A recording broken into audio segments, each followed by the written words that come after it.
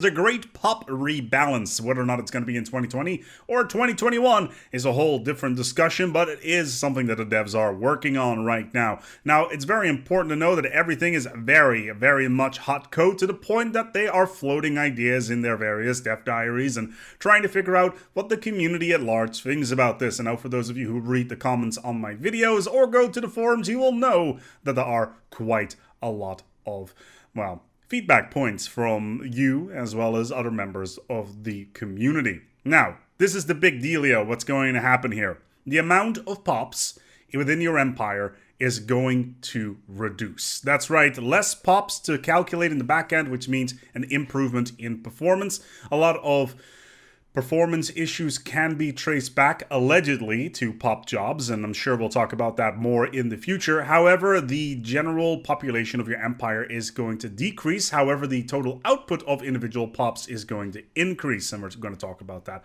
a little bit more. We're having ripple effects there regarding values and resource generation as well as resource consumption, but we will see. Anyway, the times of massive populations of over 2,000 are most likely the end. Are no longer going to be seen again. Basically, expect a lot of patch notes for this update. And then once again, when it comes out, who knows? An example for it that's given here, for instance, is the research labs. The research labs, if you get it to tier 3, will now give you a total of 6 researchers, whereas in the past it would be 8. So there you go. That's an example, and there is many of these that are out there. In addition, the way pops are growing, specifically through spawning pools, if you're a hive mind, or cloning vats, if you are doing biological ascension, they will now be attached to a new modifier called pop assembly. And that basically means that they will dual with the robotic pop assembly slot. So if you're working with robots and you specifically want to have robots, then you will need to select robots rather than pops that are coming from your cloning vats. This means that pops will grow a lot less quickly in the late game.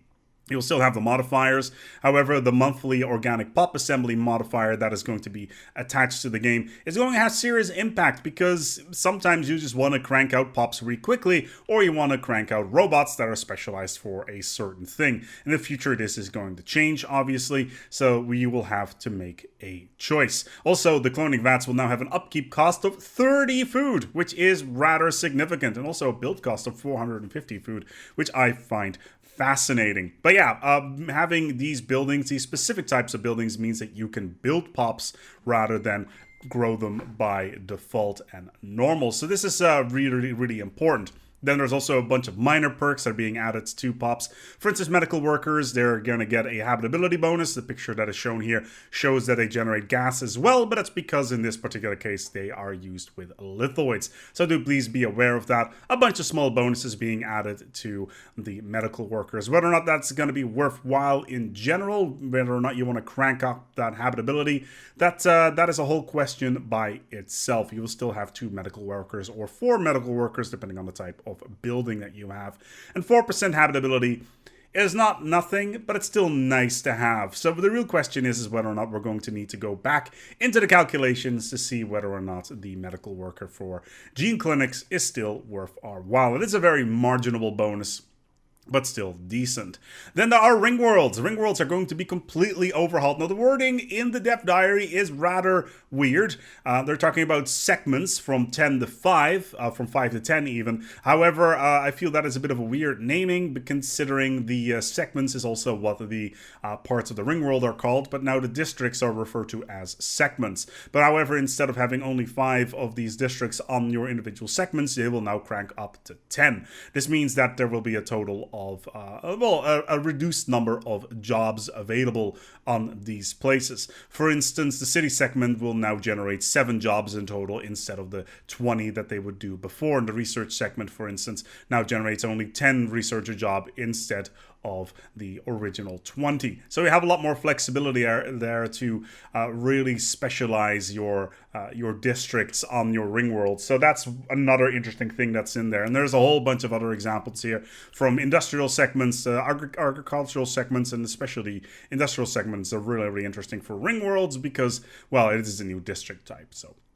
do be aware of that. I don't think you can get an Ecumenopolis segment, but still something to keep in the back of our heads. Shattered Origin will have a different approach here. If you are with lithoids, you will get a little notifier saying that it is a little bit challenging because of the scarcity of minerals. So that ties in nicely into the ring world stuff. Please be also aware that the stuff that we talked about with the Doomsday Origin from the previous video is that the influence cost for moving pops does not apply to that particular origin. I saw a lot of comments in the video for that one. Don't you worry, the influence cost will not apply to that one.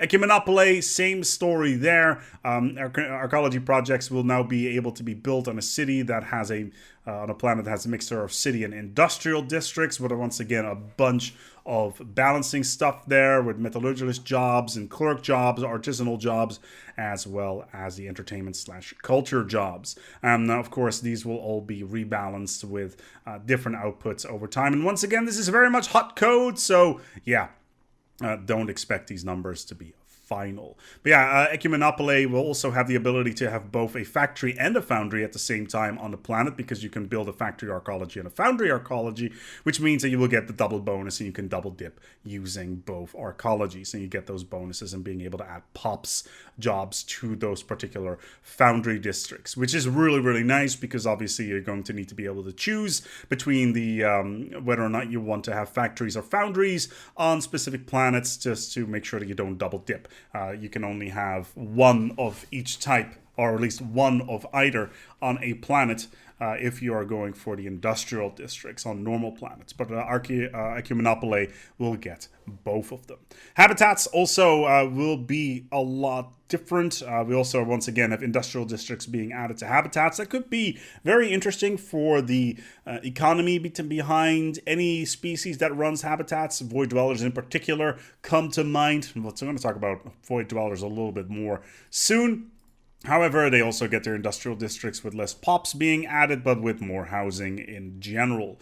So they'll still be generating the same amount of resources, they'll just have less pops working there. And of course, once again, the industrial district has been added. And of course, all the numbers on your screen, once again, are not final. Then void dwellers by themselves, as I already alluded to, will have a little bit of a change. They've gotten a little bit of additional attention, getting a bonus to expansion, domination, public works, which has now been changed into modular superstructures, as well as a new bonus to adaptability. So they're going to get a bunch of bonuses to their traditions.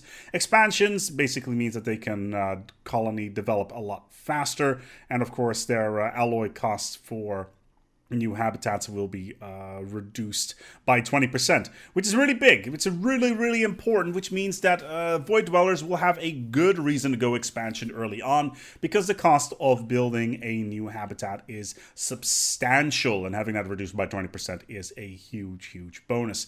Then with domination, habitat upkeep with alloys is also going to be reduced by 20 if you adopt domination. Also really good bonus. Maybe a good sidetrack if you go expansion and then also domination at the same time, just picking one of them just to get that upkeep down would be really, really good, because then you can just allocate more alloys to building new habitats. Then there is a couple of changes as well. Once again, the developers are very much in prototyping mode at the moment. And as I mentioned in the previous video, for those of you who didn't catch on, is that Foundry Worlds and Factory Worlds now will have a special modifier attached to them, which means that basically every single job will swap from the artisanal or the alloy production to the appropriate job. So you can actually have the focus completely on alloys or consumer goods on your industrial worlds, which is really, really nice. It means you don't really have to dual wield with that, which is nice as well. And this also applies to food processing, mineral purification hub, and energy nexus as well, which means you get additional jobs for every single district if you build those specific buildings. And on top of that, the food processing center will also improve hydroponic farms, which is really, really nice, once again, for those void dwellers. And the image for those are on your screen right now. Once again, final numbers are not final. Then there is a change to a civic involving functional architecture, which in the past wasn't really all that great, but it will now add a single building slot for free, which is kind of nice. Being able to get building slots early on is really, really nice. Being able to crank out more Unity or the specialism for getting more alloys and consumer goods is a good bonus. Now, here comes the big one. So, we talked a little bit about transit hubs in the last video and basically saying, hey, if you add a transit hub to a system in a station, every single planet that is in that system will automatically have pops move around between other planets. However, this is going to change. And once again, a lot of prototyping is going on and a lot of ideas are being taken by the community, and there's a lot of ideas internally as well where the developers are like, okay, so we're not going to make automated pop migration exclusive to the new hub building. No, we're not going to do that. The transit hub does not unlock that capability.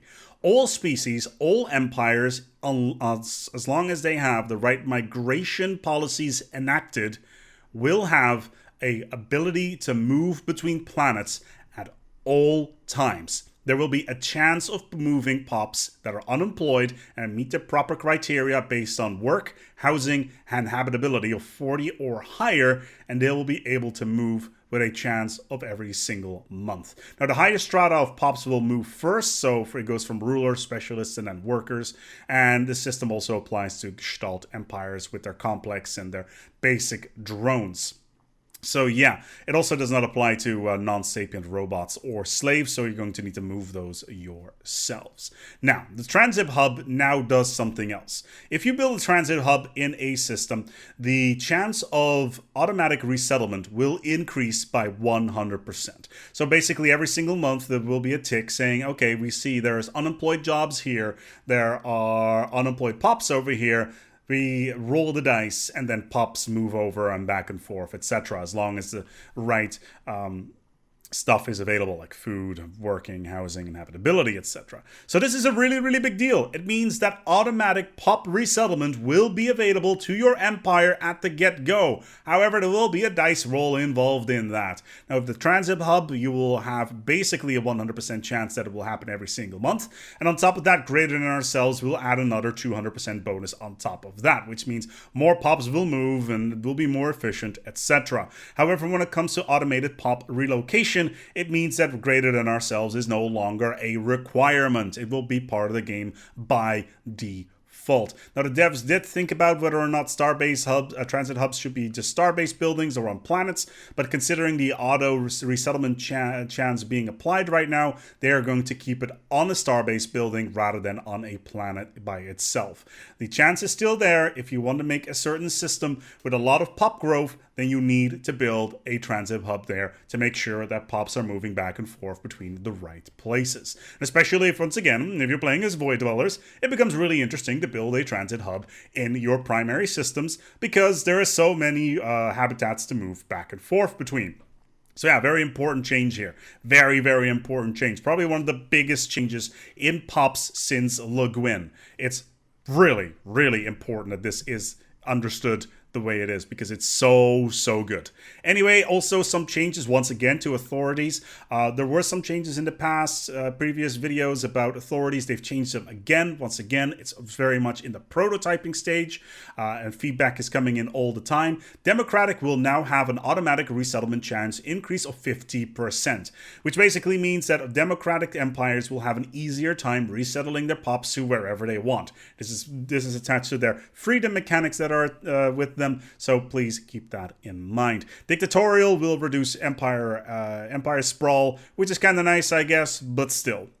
And finally, if you want to colonize a planet or a habitat, you now have a little tick box that says, hey, you only want to send a founder species? Sure. You can do that. So you no longer have to scroll down a gigantic list in order to make sure that you find your pop from your founder species. Now, next week, apparently there's a security breach detected. Who knows what is going to be coming next week? We shall see.